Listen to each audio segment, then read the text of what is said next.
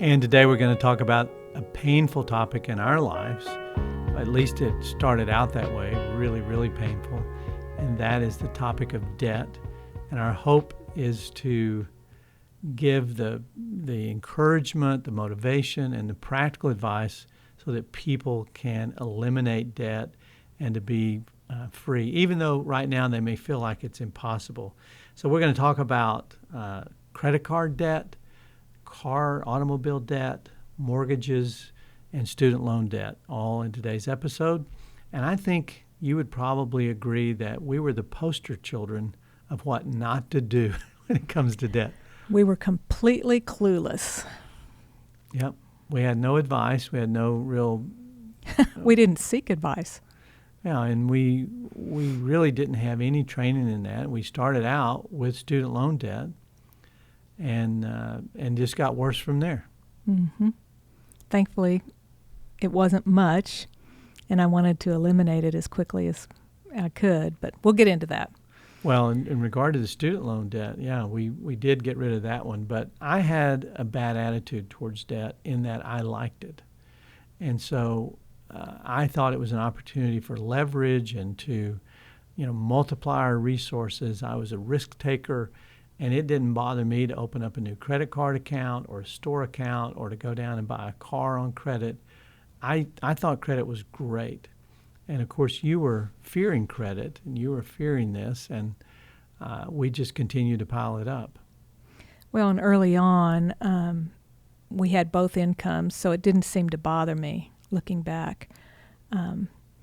But once children came and I wanted to be home, it was a real problem. Yeah, we built a budget, even though we didn't really have a budget, but we were thinking we would have dual income for all that time. And so our expenses were based on two incomes, and then when we decided children were coming, we were only going to go down to one income. It didn't work very well. No, it didn't. So we had lots of problems. Let's talk a little bit about each one of these debts and give people specific advice, maybe some stories. And let's start with credit cards.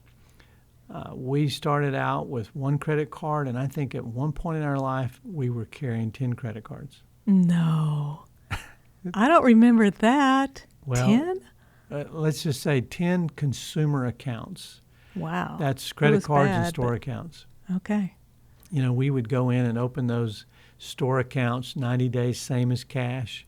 And if you didn't pay at the end of 90 days, they just made it a minimum payment. And we would say, okay, well, we can make that $20 payment. And the next thing you know, we've got debt all over town. And we just did it the wrong way. We sure did if we had 10.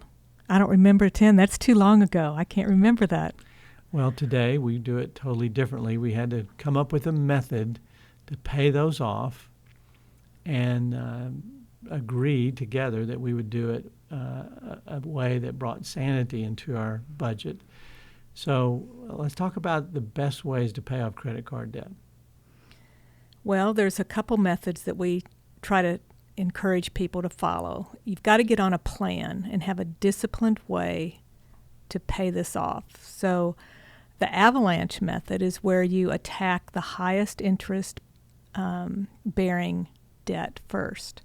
And that way you save money overall. You're paying the less interest in the long run. The other method is the snowball, the debt snowball, where you pay the smallest debt off first, so you get the psychological advantage or motivation to keep going. And I would say there's a third method. Some call it the debt snowflake, where you just pay a little down on your debt whenever you get around to it. Mm-hmm. Which I don't think I would choose one of the first two. Well, the first one is the one I like. If you list all of your credit cards and the amount of interest you're paying on each one, and you eliminate that first, you get the most benefit of that. So if you've got a credit card and you're paying 14 or 15% interest, or you're paying late fees regularly, and you get rid of that, even though it may be your biggest balance, you're going to get a huge load off your shoulders. Well, and it's also important that as a couple, you come to an agreement that you're not going to add to the debt. You're just going to stop using your credit cards. You're going to make sacrifices, and you're going to commit to being self-controlled. Well, you remind me of the turning point for us when we realized we can't do this anymore. Mm-hmm. And we actually went to an all-cash budget, and we just stopped using them. And we began to pay them off so we could get them closed. And then we agreed we would use only one credit card. And that way we would be able to pay it off every month and we'd never have a balance again. And we haven't had a credit card balance, meaning carried forward any of the debt beyond 30 days for how many years now? Oh, I don't know. It's been a while. So we went from being the poster child for being bad with credit cards to them actually becoming advantageous to us. Mm-hmm. Because we collect our airline miles, we don't pay late fees, and we just manage it really, really well. In fact, I think if you can't pay it off at the end of the month, you should stop using it for a long time until you regain self-control. Right. And it's just really a matter of sacrifice. You know, you stop shopping. It's so easy to use our credit cards today.